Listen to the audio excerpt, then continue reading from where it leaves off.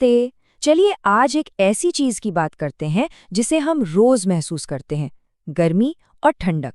लेकिन क्या हम जो महसूस करते हैं वो हमेशा सच होता है? बड़ा दिलचस्प सवाल है। चलिए इसकी तह तक चलते हैं। हम अक्सर बस छूकर ही बता देते हैं कि कोई चीज गर्म है या ठंडी, है ना? पर क्या हमारे हाथ, हमारा स्पर्श, तापमान नापने का कोई भरोसेमंद तरीका है? सवाल बड़ा सीधा सा लगता है, पर इसका जवाब वो काफी हैरान करने वाला है। तो ठीक है, इसका पता कैसे लगाया जाए? एक बहुत ही सरल से दिखने वाले प्रयोग से। ये 3 पानी के कटोरे ही साबित कर देंगे कि हमारी स्पर्श की भावना हमें कैसे धोखा दे सकती है। चलिए देखते हैं। ये तो हम सबके साथ होता है।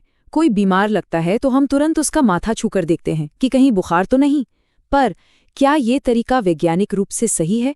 हमारा स्रोत हमें इस पर सोचने पर मजबूर करता है। तो ये प्रयोग काम कैसे करता है? एकदम सरल है। एक हाथ डालना है गर्म पानी में और दूसरा एकदम ठंडे बर्फीले पानी में। थोड़ी देर रुकना है और फिर दोनों हाथों को एक साथ बीच वाले सामान्य तापमान के पानी के कटोरे में डाल देना है। और अब यहाँ आता है सबसे दिलचस्प मोड़। दोनों हाथ एक ही पानी में हैं, एक ही तापमान। तो कैसा महसूस होना चाहिए? और यहाँ होता है जादू। जो हाथ गर्म पानी से निकला था, उसको वही पानी ठंडा लगता है, और जो हाथ ठंडे पानी में था, उसको वही पानी अब गर्म लग रहा है। मतलब एक ही पानी, दो अलग अलग एहसास। इससे साफ साबित होता है कि हमारी इंद्रियां सापेक्ष हैं। वे अकेले तापमान को ठीक ठीक नहीं माप सकती। तो अगर हमारी भावनाएं, हमारा स्पर्श भरोसेमंद नहीं है, तो फिर हम किसी चीज की गर्माहट को ठीक ठीक नापते कैसे हैं? बस यहीं से विज्ञान की एंट्री होती है। हम एक अवधारणा का उपयोग करते हैं जिसे कहते हैं तापमान या टेम्परेचर। ये कोई भावना नहीं है, यह एक मापने योग्य वस्तुनिष्ठ तथ्य है। एक ऐसी चीज जिसे नापा जा सकता है, जो बताती है कि कोई चीज आखिर है कितनी गर्म या ठंडी।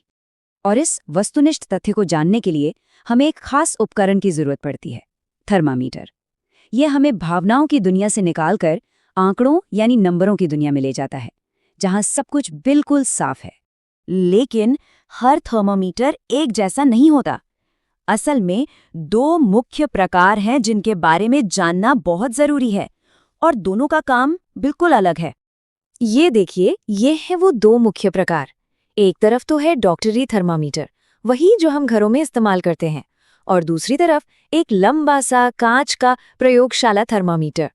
इनका डिजाइन ही इनके अलग अलग काम के बारे में बहुत कुछ बता देता है। चलिए इनके फर्क को थोड़ा और गहराई से समझते हैं। जो डॉक्टरी थर्मामीटर है, वो खास तौर पर इंसान के शरीर का तापमान नापने के लिए बना है। इसकी सीमा बस 35 से 42 डिग्री सेल्सियस तक ही होती है।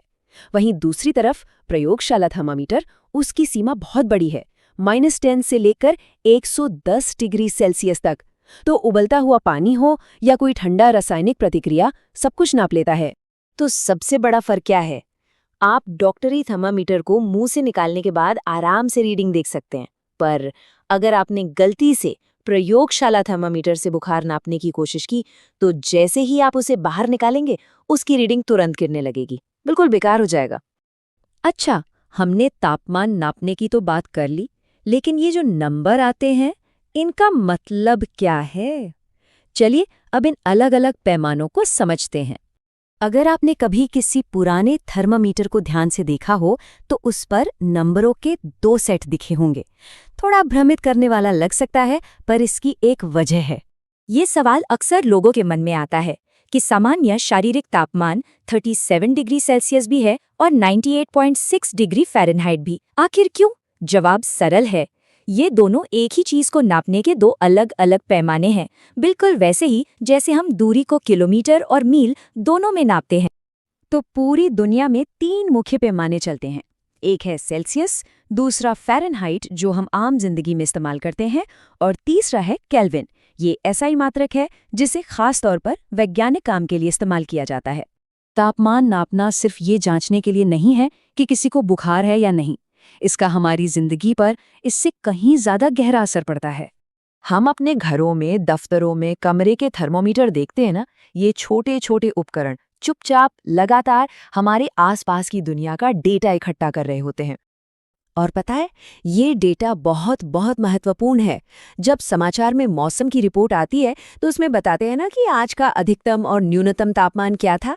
ये सारी जानकारी सीधे इन्हीं मापों से आती है और इसी से मौसम का अंदाजा लगाया जाता है। और यहीं से बात आती है सटीकता की, बिल्कुल ठीक नापने की। ये जो कहावत है ये अन्ना मणि की है और ये बहुत गहरी बात कहती है। मतलब गलत जानकारी कोई जानकारी न होने से भी ज्यादा खतरनाक हो और सकती ये हैं खुद अन्ना मणि। उन्हें भारत की मौसम महिला भी कहा जाता है। वो एक बेहतरीन भारतीय वैज्ञानिक थी जिन्होंने आगे बढ़कर मौसम को ठीक से नापने के लिए उपकरण बनाए। उनकी वजह से इस जरूरी क्षेत्र में भारत आत्मनिर्भर बन पाया। तो हमने ये सफर कहाँ से शुरू किया था? सिर्फ हाथ से छूकर पता लगाने से, जो कि भरोसेमंद नहीं था। और हम कहाँ तक आ गए? उन वैज्ञानिक उपकरणों तक जो दुनिया भर के मौसम की भविष्यवाणी करते हैं। ये पूरी यात्रा एक ही चीज पर आकर रुकती है, वस्तुनिष्ठ विश्वसनीय माप। एक ऐसा माप जिस पर भरोसा किया जा सके। और ये हमें एक आखिरी सवाल पर लाकर छोड़ देता है।